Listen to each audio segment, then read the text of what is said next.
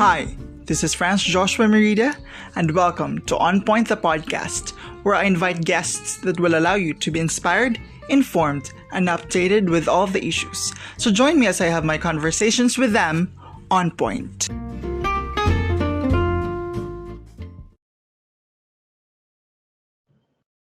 Welcome na naman po dito sa isang episode ng On Point the podcast. And for this episode, may makakasama tayong muling nagbabalik dito po sa ating munting programa.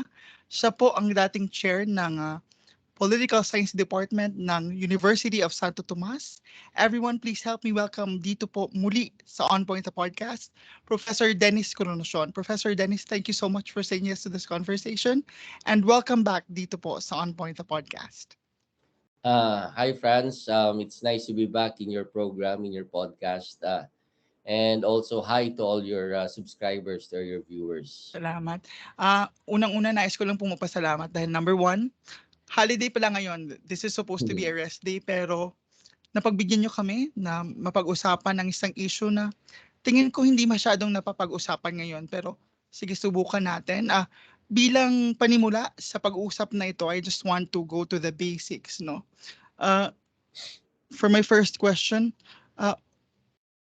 para po sa inyo, no, dahil researcher po kayo, at the same time in the academe, what constitutes corruption, or how do you actually define corruption? Kasi I wanted to ask that question in order for our listeners, viewers, to have, parang gusto kong lagyan ng muka itong corruption, ang konsepto ng corruption, because I felt that people do not easily relate or digest the concepts of corruption dahil medyo hindi siya intangible siya. So, what constitutes corruption really?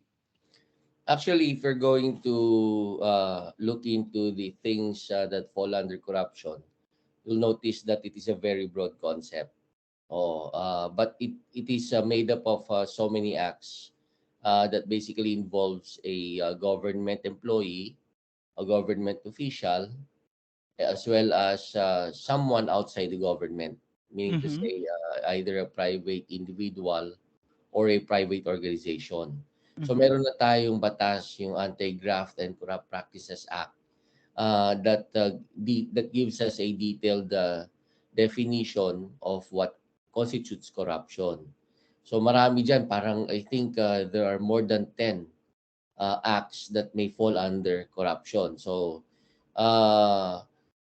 pero ang basic idea, mayroong gumagamit ng office, meaning to say mayroong nakaupo sa pwesto, which is considered a public trust. Public service is a public trust. That's the basic premise of our law against corruption. And then mayroong nakikinabang doon sa doon sa pwesto, sa kapangyarihan na ipinagkaloob doon sa involved na corrupt na official or employee ng ating pamahalaan. Isa sa mga na examples ng acts that fall under corruption, halimbawa yung a government official or a government employee ay parang hindi siya umaksyon doon sa isang dapat niyang aksyonan o a service that he or she should have rendered, pero hindi niya ginawa.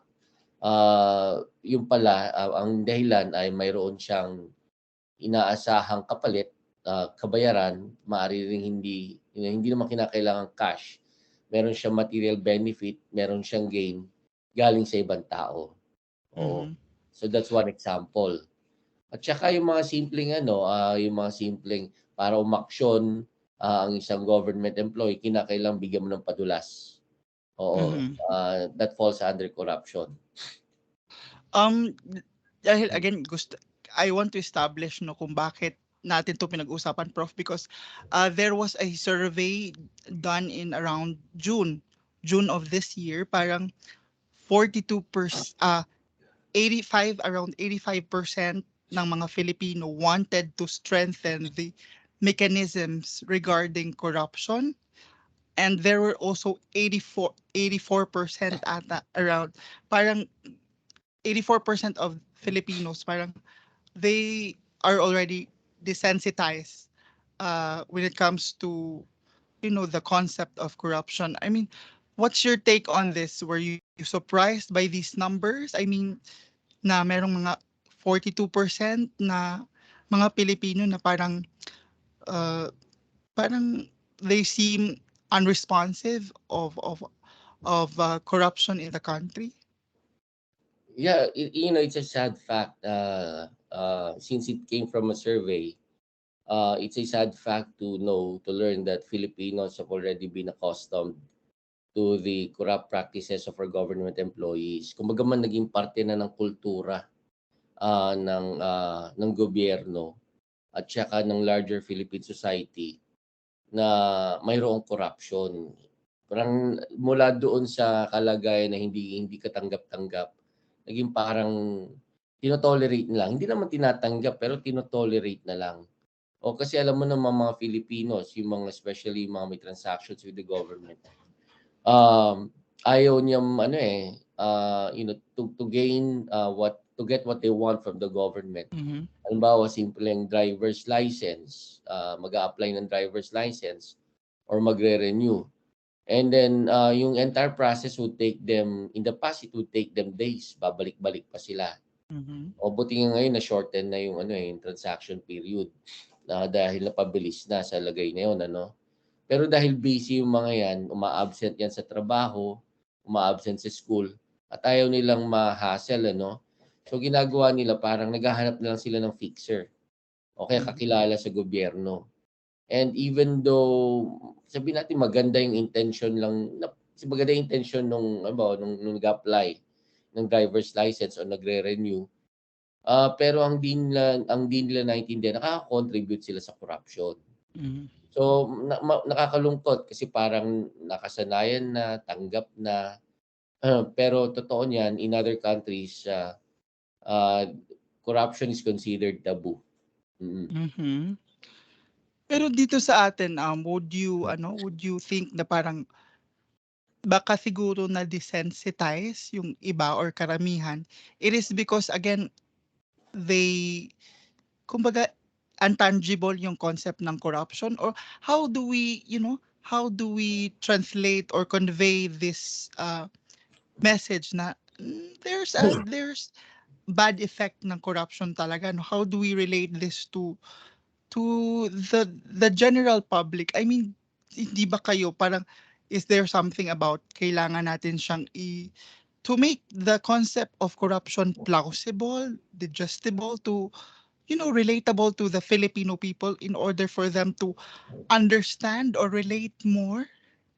I think it's through education, Mm. we should educate the public about the negative consequences of engaging or even bribing, engaging into in corrupt practices, tempting an official or a government employee to commit a corrupt act, diba? Bribing them. So, dapat maging yun ang maging parte ng advocacy ng mga educators kagaya namin, Mhm. especially Mhm. in the field of politics and government. We should tell our fellow Filipinos that corruption should not be tolerated and that there are negative consequences. Say for example, from my end, aside from my main job, which is teaching at a university, Mhm. meron din kami small business. O parte Mhm. ako ng isang small business. And we have had so many bad experiences with renewing our permit, o kaya we also experience being harassed by look by the Mm. by the what we call these employees of the city hall, of this specific city hall where our Mhm. business is located. Grabe ang harassment, especially if say for example there is a competitor Mhm. or a person who doesn't like you to succeed in your business, tapos kakausapin nila yung mga government employees, especially yung mga senior government employees sa business permit section, ganyan. And makikita mo talaga that these government employees from the city hall are going beyond their way Mm. or just to harass us. Sabi ko, it's highly irregular. So what could be their motive? So, and then we received a tip na someone, a competitor, and a customer, ganyan, uh, they they they thought of bribing. Sabi nga may nagba-bribe sa kanila so that they would put pressure on your business Mhm. para mag-close down kayo. So ganun ano, even at the local level nakakalungkot. Yes. And ang nakakalungkot pa doon when you are dealing with the local government employees and officials, these are the people who can directly affect the lives of ordinary people. Yes, kasi sa local government units. That's Um, right. Punta tayo dito sa mga mechanisms, of course. There are, there should be and there must be. When it comes to mechanisms, what do you think are the mechanisms available? What do you think the mechanisms that are needed to, to improve more when it comes to the context of corruption in the Philippines is concerned? I mean, i- when it, example sa ombudsman, what do you think would be the things to improve, no? Ombudsman, I guess, sali na din natin yung mga sandigan bayan. What do you think top of mind improvement na kailangan?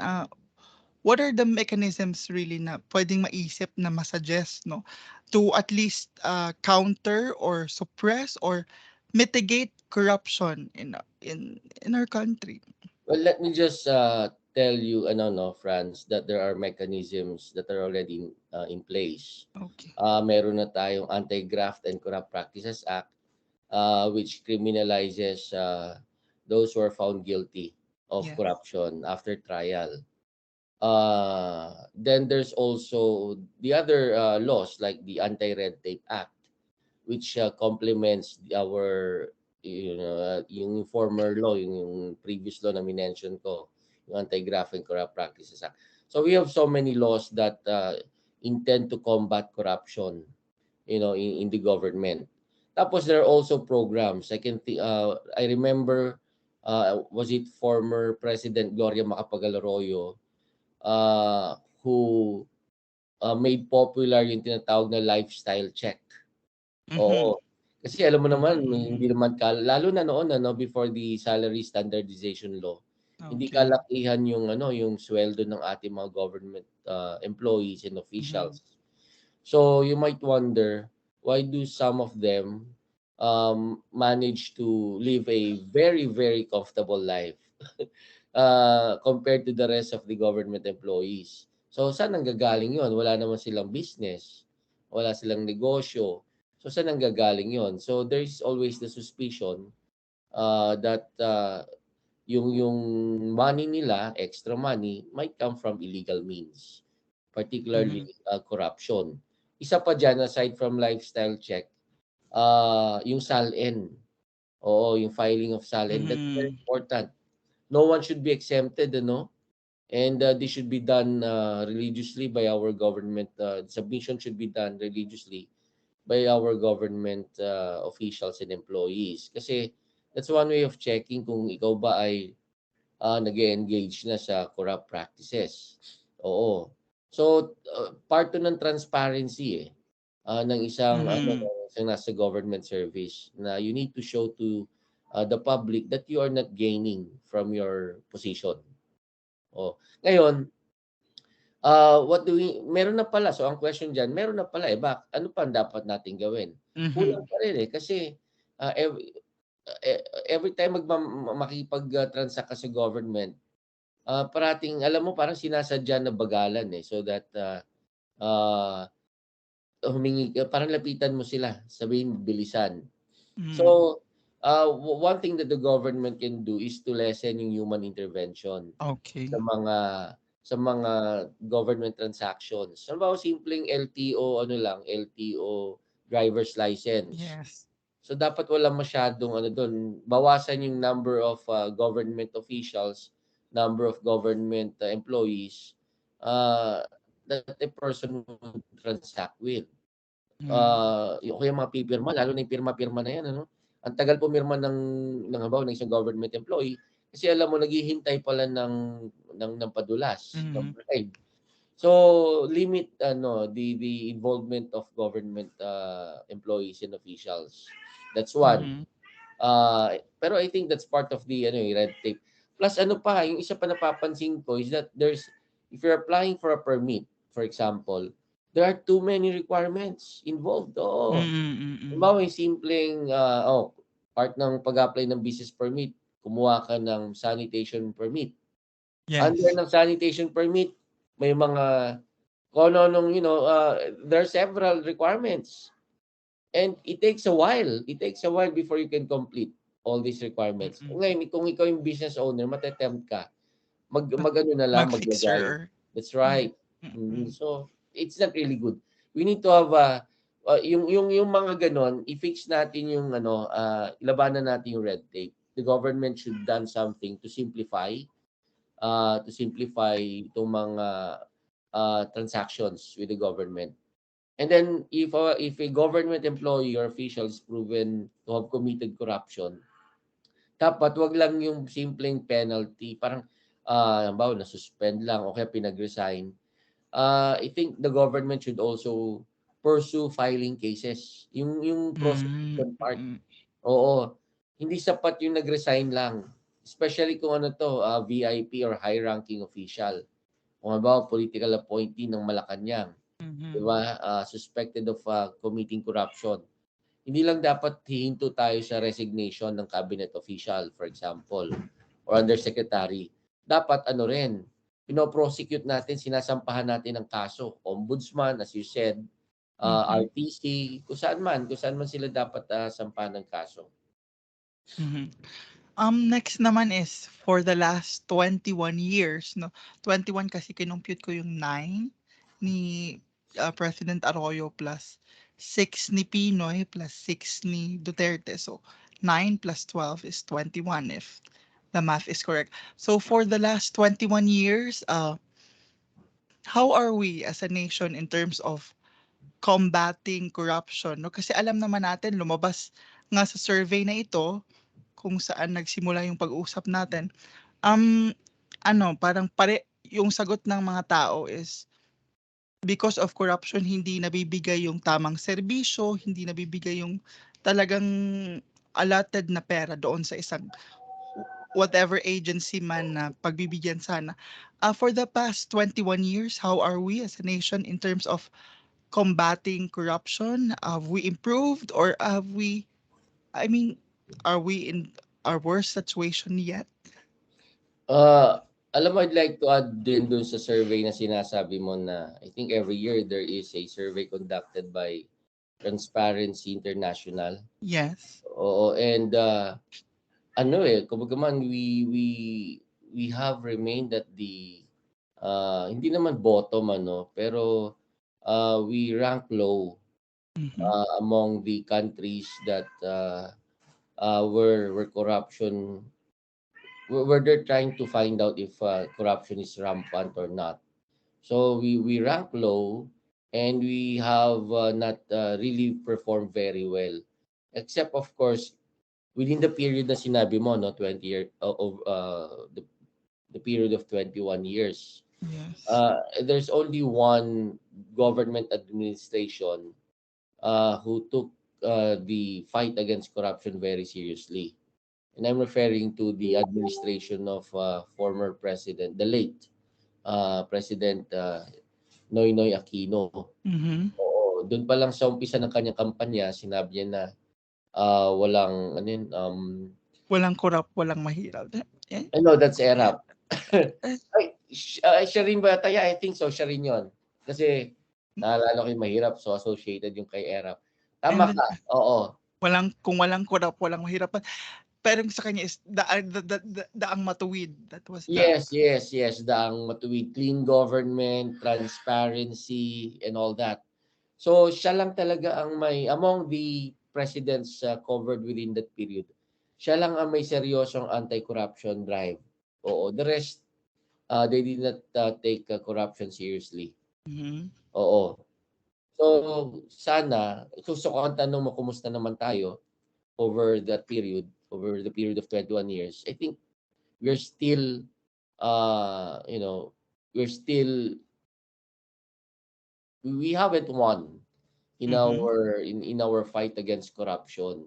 There was a momentary, uh, momentary, uh, parang serious effort made by the government for a period of 6 years during the time of former President Pinoy, Mm-hmm. na talagang seryoso yung but towards the end, na-involved na rin suspected na Yes. rin na nagko-commit ng corruption yung kanyang mga cabinet officials Mm. I think some of that his was the DAP, people. the disbursement acceleration. That's right. So ganun yun eh, if your cabinet officials are involved or suspected of having committed corruption or pocketing money, uh, so humihina yung moral ascendancy ng yung Yes, parang political that's capital right. ng presidente. Kasi sasabihin nun, before doing a cleanup of the government, you should clean first yung yung mga kapartido mo o people who are close to you. Oo. Alam mo kasi yung question of corruption, the problem of corruption I think is not Yes. just a question of yung alam mo yung naghihirap kasi mababa kasi yung sweldo ng mga government officials and employees kaya sila natetempt mag-commit ng corrupt practices. Totoo niyan, based on some studies, it's not just a question of finances Mm. or for economic reason. That's why government officials go into it. It's also a question of it's also a cultural thing, Okay. societal thing. Oo. Again, kasi nakasanayan na, 'di ba? And mahirap baliin yung nakasanayan, yung sabi nila. But Exactly.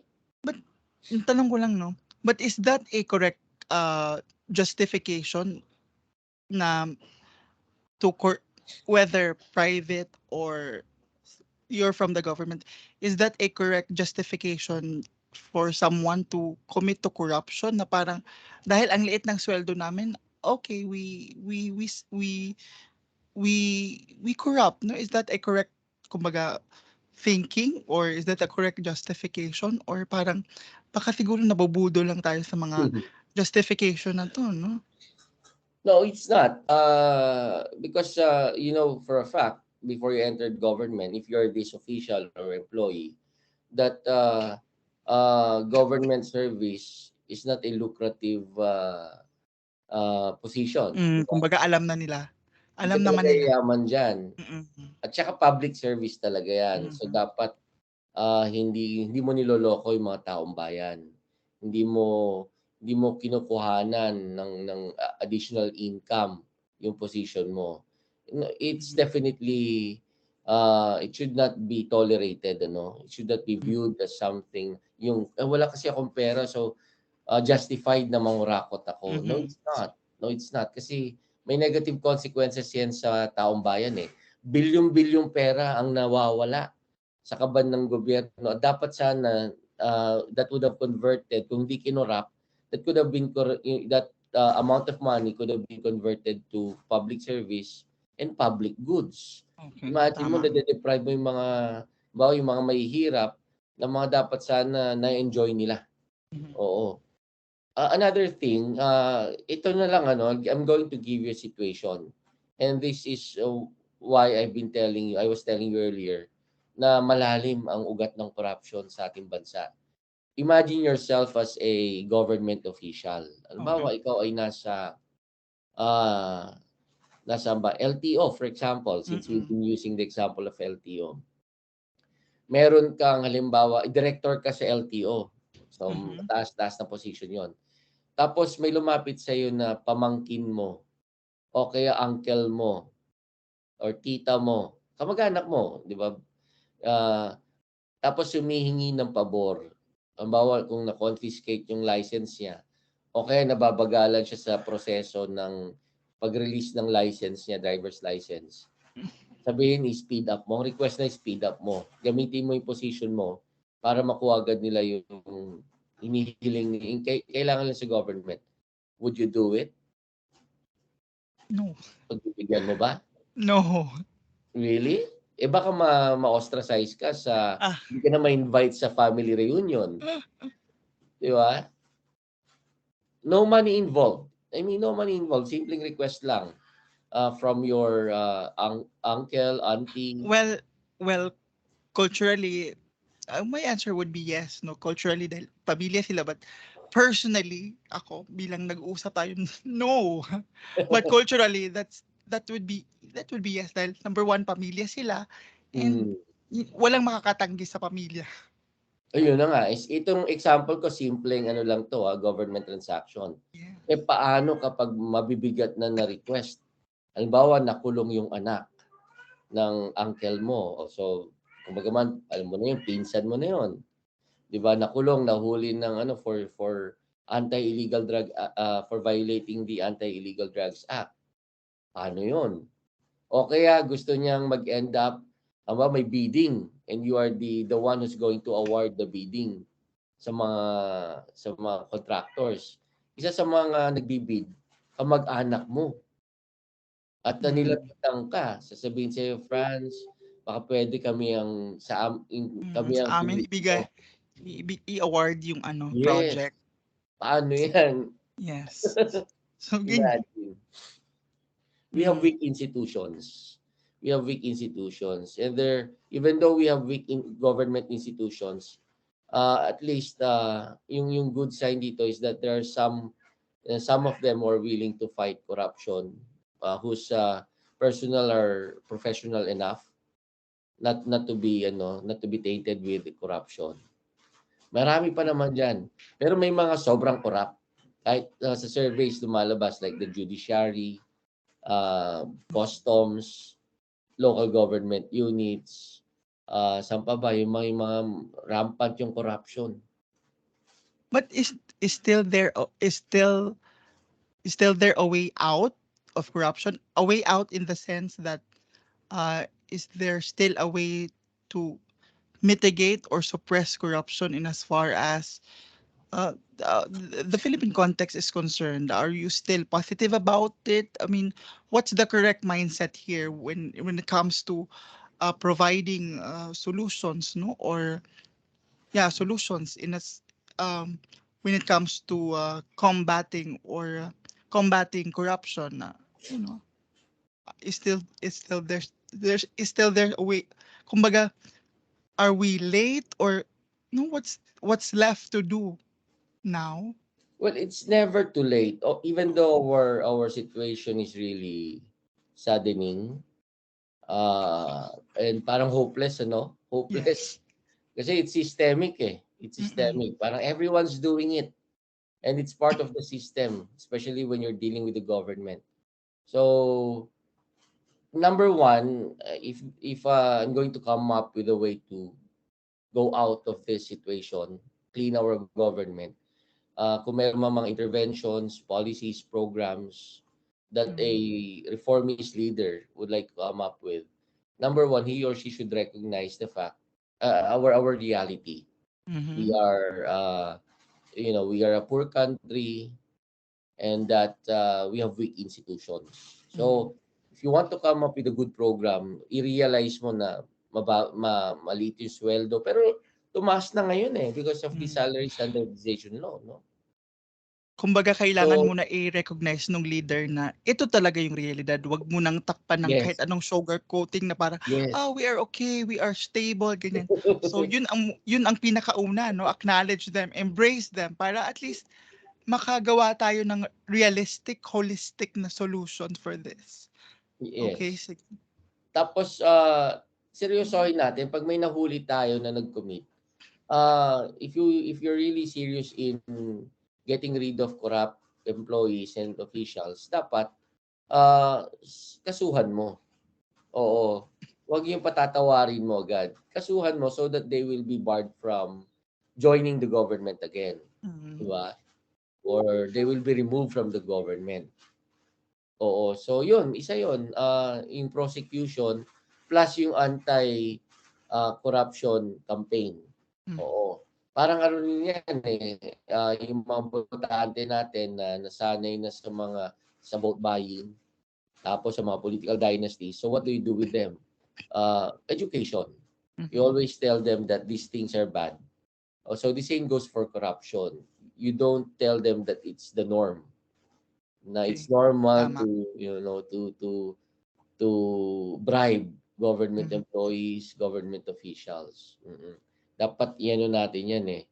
Kapag may mga nababalitaan tayong corrupt ng mga officials or employees, dapat i-condemn natin. That should be our reaction, our normal reaction, and not the other way around. Oo. My next question would be doon sa last sona ni Pangulong Bongbong Marcos.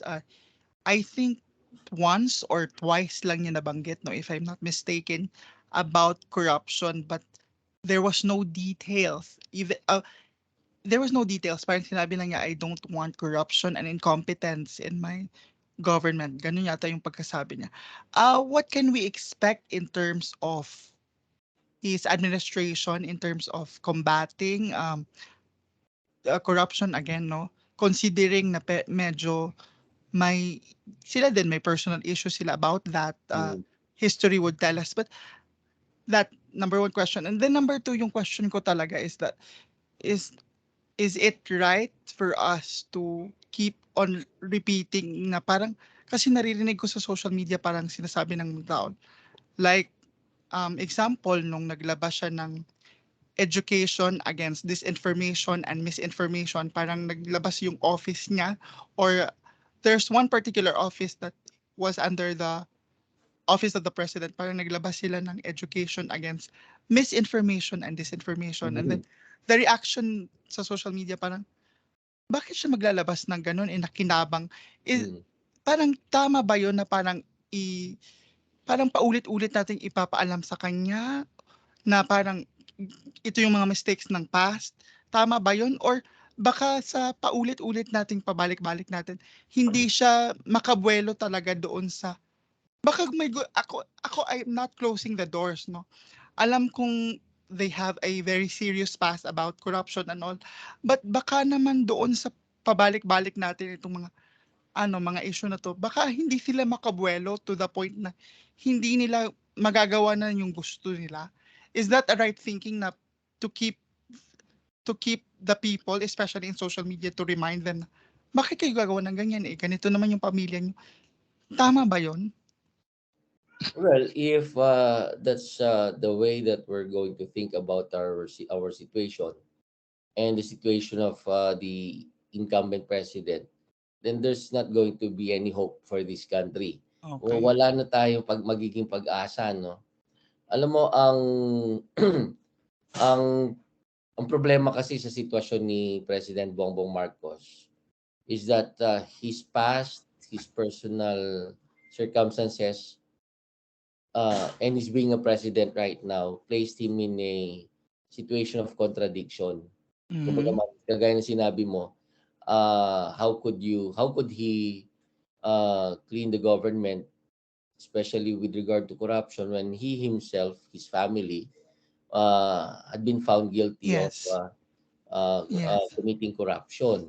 Okay. At marami pang ibang cases na Yes, yes. ongoing. So, parang kumbaga nawawalan na agad siya ng moral ascendancy. Oo. Pero alam mo, if you're going to look at the brighter side of things, you're going to think positive about it. Yung mga taong mga ganyan, kagaya ni President BBM, sila yung dapat nga mas porsigido na linisin ng Hmm. gobyerno, magkaroon ng serious anti-corruption drive. You know why? Kasi sila yung mga tao may dapat patunayan. Okay. Oo. 'Di ba kumbaga man sa context ng religion, Catholicism for example, there's always the so-called redemption. Yung mga Mhm. sinners, meron pa naman silang may paraan pa for them to redeem themselves. At ma-save yung kanilang souls, 'di ba? Simple lang, you do good deeds, you do good acts. And I think the same goes for public officials, especially do sa case ni President BBM na he started in a place of disadvantage, in a position of Hmm. disadvantage. Kasi may mga tainted na nga yung pangalan niya, eh, 'di ba? Pero does it mean na wala na siyang dapat gawin? No. mas mataas yung reason, mas may mabigat na reason na dapat kumilos siya, patunayan niya ang sarili niya. To prove and also to prove his critics wrong. Na hindi siya ganun tao. Maaring may ganun siya siguro nung bata pa siya. Diba? Nung mas bata-bata pa siya. Pero it's about time for him to show to the public that he is not such kind of person. Challenge yun sa mga gaya niyang tao. Mhm. So, that's one way of looking at it. Na pwedeng yung mga taong nagkamali noon, pwede nilang ibangon ang sarili nila by doing good in the government. Kailangan din lang medyo balancing. Kumbaga balansehin lang din yung opinion 'no, kasi yung social media grabe din 'no. But I understand the feeling 'no, doon sa mga tao din yun kasi they have their point also. But kaya ko lang natanong yun because medyo na ano din ako, eh, ah, well, sometimes I get confused whether kailangan ba talaga 'pag may bagong programa, gano'n na kasi hindi ko din alam, eh, baka lang may gusto din siyang gawin doon sa misinformation, disinformation campaign na hindi lang niya medyo mabuwelo dahil may ano sa likod, may mga tao ding bakit gagawin niya parang well well, at least nakakuha na ako ng, better answer for it.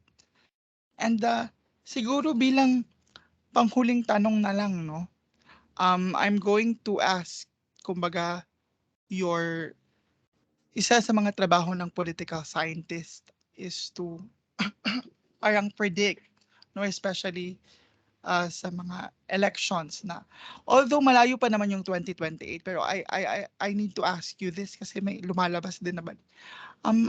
Alam ko alam niyo yung parang Mayors for Good Governance 'no, Yeah, I came across Benji it. Magalong, Joy Belmonte, and other mayors 'no. What do you think of this, movement? Will this be a force to watch out for especially sa 2028? Pero alam ko malayo pa 'no, but considering the pronouncement of, Benji Magalong, from the previous month 'no, lalo na sa corruption, parang nagkaroon siya ng traction that he could, be possibly the third force or the force to watch out for 2028. What's your, thoughts on this? Mm. Actually, France, may mas malapit pa na election, yung 2025 midterm elections. So, if we're going to put it in that context, masasabi natin na it might be, this movement might have something to do with the preparation for the upcoming 2025 elections, yung midterm elections. Hindi nga lang yung position ng president and vice president, but I think the highest positions, yung national positions, uh, are in the Senate, Mhm. at saka yung House of Representatives. So if these so-called mayors for good governance are after that, then agad-agad makikita mo it's for political purposes. Alam mo naman pag for election purposes, medyo nagiging doubtful agad yung publiko, yung mga tao. Parang they could see through things eh. Ano lang yan, gusto lang nilang maluklok sa pwesto.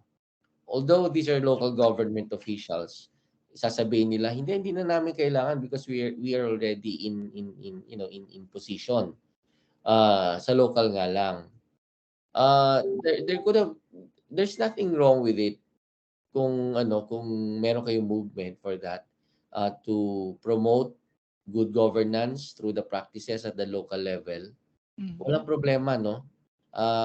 Kailangan natin yung mga ganyang tao 'no, maimpluwensyahan especially, yung mga nasa ibang local government units. Mhm.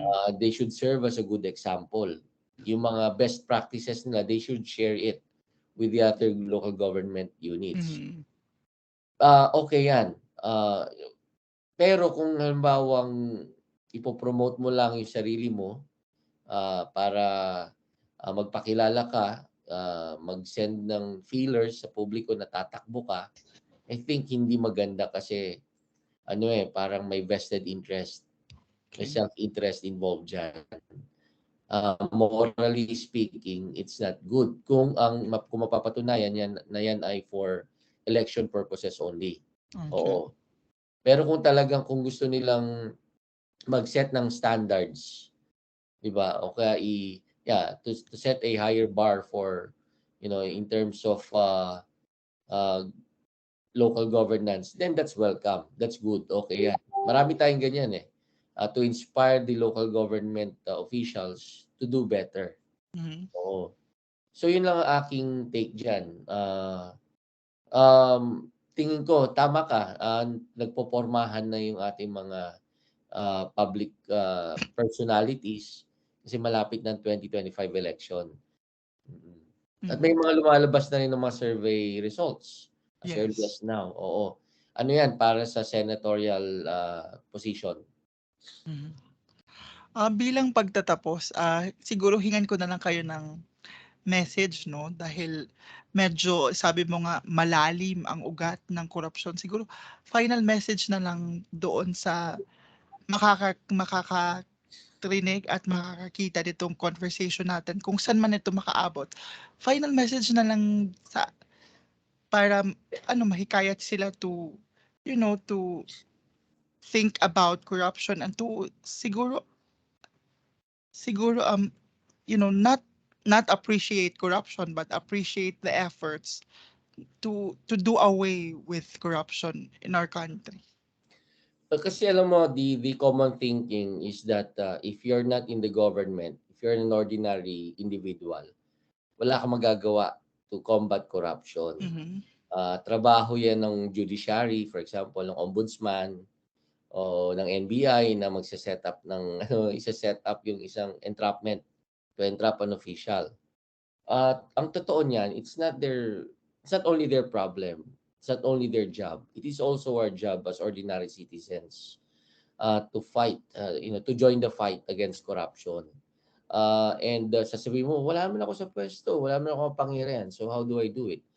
Kahit wala ka sa pwesto, may magagawa ka. Number one, do not tempt our government officials, our government employees to commit corrupt practices. Mhm. Kung halimbawa, nahabaan ka sa pila sa LTO, o kaya DFA, applying for a passport, well, tiisin mo yung pila, no? Ang dapat mong labanan doon is, ang dapat mong i-advocate yung efficient government service. Oo. May dapat kayo paglaban. Hindi yung para mawala ka na sa pila, mahaba yung pila, mainit, may pupuntahan ka pa, busy ka. Lalapit ka ngayon sa government employee para hindi ka na pumila, di ba? Faster processing. No, that should not be the way. Faster processing should be done through reforms, not through bribery. Mhm. Oo, not through bribery. So, nanggagaling sa atin, may share din tayo kung bakit Mhm. napaka-corrupt. O kaya kung may kamag-anak tayo sa gobyerno, 'di ba? Huwag mong gagamitin 'yon as an advantage, 'di ba? Mhm. Oy, yung uncle ko judge, yung father ko director or secretary ng ganyan. So you shouldn't exploit that to your advantage. Okay. Oo. Wag kasi sa atin ang gagaling may pressure coming from individual citizens, from ordinary citizens, at may demand rin, 'di ba? O sino ba diyan ang halimbawa, nagmamadali ako, sino ba diyan ang pwedeng tumulong sa akin? Magpo-post Okay. ka pa sa Facebook, look, yung crowdsourcing. Yes. Maghanap ka ng kakilala sa kung saan man 'yan, 'di ba? Yes. So, and you know the purpose, gusto niya mapadali yung transaction niya with Yes. kaya naghahanap ng kakilala.